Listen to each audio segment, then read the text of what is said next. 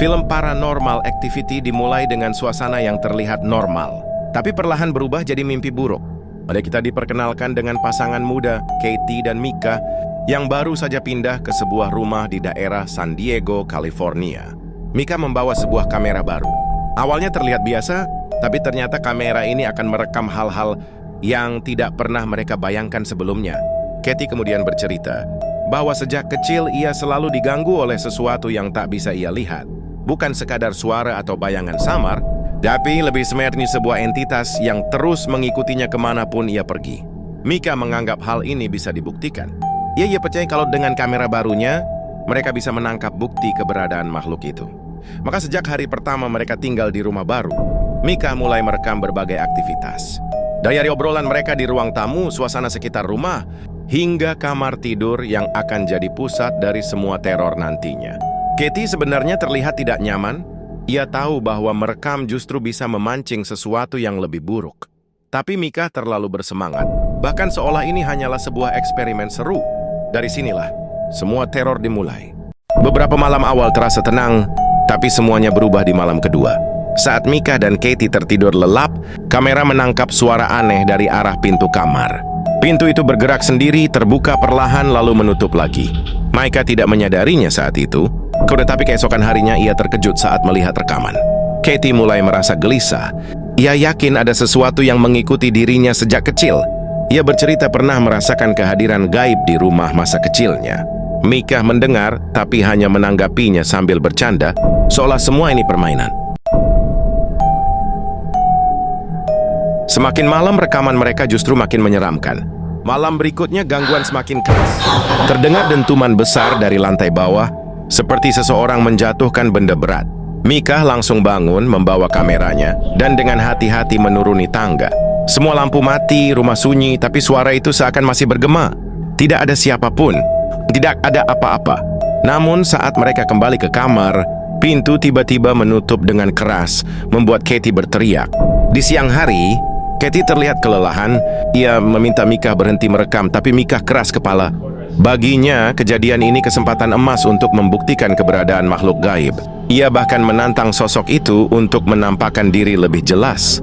Katie tahu semakin Micah menantang, bukan sekadar hantu, tapi sesuatu yang jauh lebih kelam, sesuatu yang sudah lama mengikutinya sejak kecil. Dengan efektif seorang ahli paranormal, begitu masuk rumah, paranormal itu langsung merasakan energi jahat yang sangat kuat. Tanpa berlama-lama, ia berkata tidak bisa membantu mereka. Bahkan, ia memperingatkan makhluk itu bukan sekadar roh manusia. Malam-malam berikutnya rekaman jadi makin menyeramkan. Micah yang makin penasaran, mulai menyiapkan kamera tambahan dan bahkan alat perekam suara. Ia ingin menangkap bukti lebih jelas. Tapi Katie mulai ketakutan. Wajahnya semakin tegang setiap malam. Kali ini suara langkah jelas terdengar mendekat ke arah kamar. Mereka berdua terbangun, menatap ke arah pintu seakan ada seseorang berdiri di baliknya. Katie makin panik, tapi Micah tetap keras kepala. Ia justru menantang makhluk itu lewat kamera, meminta muncul lebih jelas.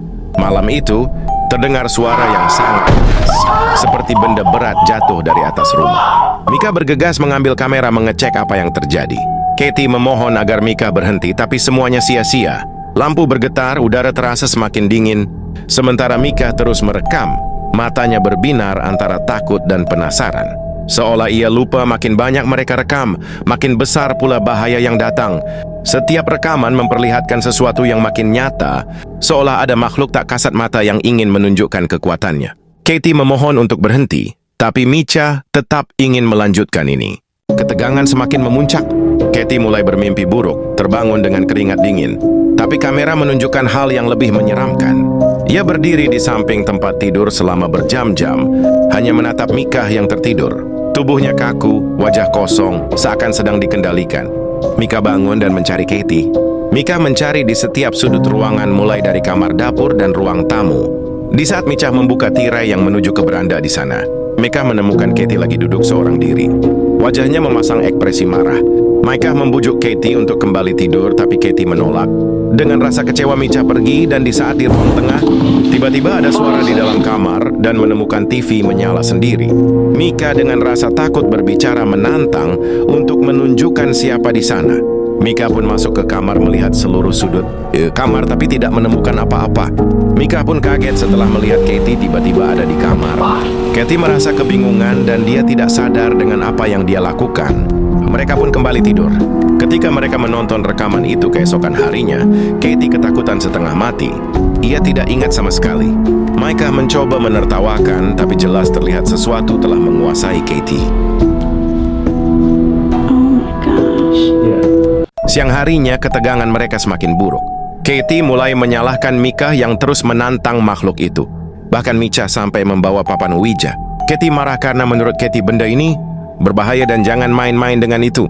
Tapi Micah tidak mendengarkan apa yang dia katakan. Katie sangat marah. Mereka bertengkar dan Katie memaksa Micah untuk ikut pergi. Tiba-tiba sesuatu yang mengejutkan terjadi. Papan Ouija itu terbakar dan makhluk itu meninggalkan pesan untuk Micah dan Katie. Micah berbicara dengan Katie bahwa Micah mempunyai sebuah ide dan Micah mencoba meyakinkan Katie bahwa ide ini akan berhasil. Ia mencoba dia untuk bereksperimen dengan menaburkan serbuk dengan harapan agar menemukan jejak makhluk itu. Malam harinya eksperimen Micah berhasil. Mereka mendengarkan langkah kaki masuk ke kamar mereka. Ada jejak kaki masuk tapi tidak ada jejak kaki keluar. Betapa terkejutnya mereka melihat kejadian ini. Mereka mengikuti asal-muasal jejak itu. Dan mereka menemukan atap yang habis terbuka. Micah memberanikan diri naik ke loteng, hanya berbekal senter dan kamera. Di sana ia menemukan sesuatu yang mengejutkan, potongan foto Katie saat kecil, gosong, penuh bekas terbakar.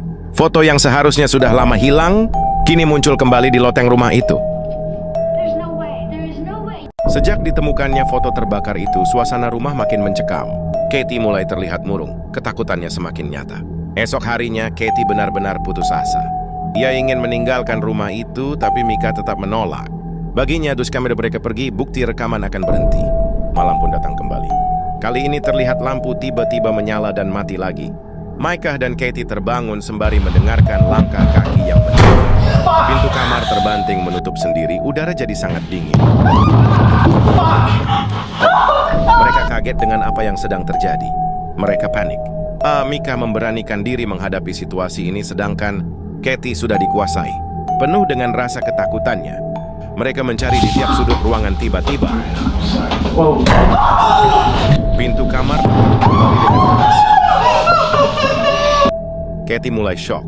Terdengar suara sangat gaduh di dalam kamar mereka. Micah membuka pintu kamar tapi tidak ada apa-apa. Katie merasakan kehadiran makhluk ada di dekat mereka. Mereka pun mengecek ruangan tengah, tapi mereka tidak melihat sosok makhluk itu. Micah mulai takut. Micah mulai sadar bahwa ini bukan permainan. Tapi sayangnya semua sudah terlambat. Ketegangan antara Micah dan Katie makin besar. Katie semakin putus asa. Ia menangis dan memohon agar mereka pergi dari rumah itu. Namun Micah keras kepala, tetap ingin melanjutkan rekaman. Di saat mereka sedang makan siang tiba-tiba, mereka dikagetkan oleh suara pecahan. Sontak mereka berlari mencari sumber suara pecahan itu. Katie menunjuk ke arah foto. Foto mereka berdua tiba-tiba kacanya pecah. Micah pun kaget terheran-heran. Dan kenapa pula hanya foto dirinya lah yang tergores. Saat melihat foto tersebut, Katie berbisik ketakutan kepada Micah. Ia merasakan bahwa ada sesuatu di belakangnya. Katie lari ketakutan tapi Micah dengan sikap sok berani. Ia mencari sosok tersebut. Di siang hari pun mereka tetap diganggu, menandakan bahwa ini akan semakin memburuk. Mereka kembali meminta bantuan paranormal untuk membantunya. Tapi lagi-lagi paranormal itu tidak bisa membantunya, bahkan makhluk itu tidak menyukai kedatangannya. Malam harinya Katie menangis, sudah tidak kuat menghadapi ini semua. Tubuhnya gemetar setiap malam. Di malam yang sama, kamera menangkap sesuatu selimut bergerak dengan sendiri. Lampu berkedip dan terlihat bayangan di pintu yang masuk ke kamar. Katie terbangun, terdengar suara hembusan napas berat tepat di sebelah tempat tidur. Katie histeris. Katie mendengarkan suara mirip geraman, seakan sesuatu sedang marah. Micah dengan soberani langsung mengeceknya. Tapi seperti biasa, tidak ada siapapun di sana. Kondisi psikologis Katie semakin memburuk. Ia mulai terlihat lelah. Katie merasa kalau ia sedang diawasi setiap saat oleh makhluk itu. Dan mereka harus mencari tahu, mengusut ini. Akhirnya Micah menemukan website di mana bahwa 60 tahun yang lalu pernah ada kejadian yang sama seperti yang sedang Katie alami. Dan ia sama persis seperti yang dikatakan papan Ouija itu. Di website itu, Dikatakan bahwa mereka mencoba menyingkirkan makhluk itu, tapi justru itu makin membuatnya marah. Dan tidak ada cara untuk menghentikan ini. Katie semakin frustasi menyerah dengan keadaan ini. Terjadi keributan antara Micah dan Katie. Micah mencoba menenangkannya, tapi Katie justru merasa ia semakin dikuasai sesuatu. Katie dihantui rasa kecewa dan sudah menyerah dengan situasi ini. Malam itu kamera kembali merekam kejadian gila. Kali ini makhluk itu mulai menunjukkan keganasannya. Katie ditarik sampai terjatuh ke lantai dan diseret oleh makhluk. Katie berteriak, Micah bangun langsung menolong Katie.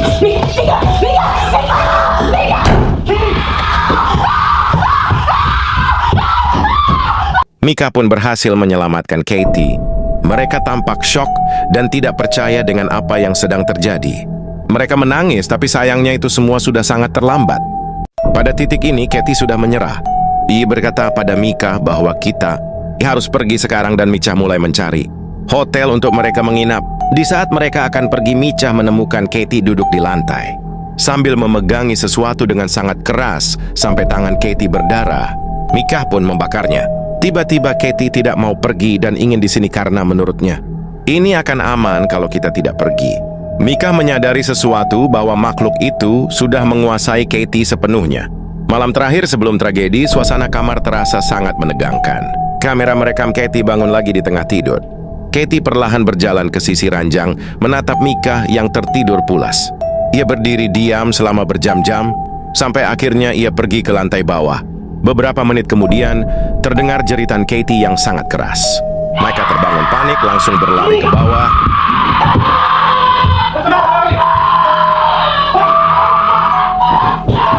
Seketika, jeritan berubah jadi sunyi. Tiba-tiba Micah terbanting ke arah kamera. Kamera terjatuh, Katie muncul kembali. Tapi ia bukan Katie yang sama. Bajunya berlumuran darah, dan matanya menatap kosong ke arah kamera. Perlahan ia tersenyum. Senyum mengerikan yang tak pernah ditunjukkan sebelumnya.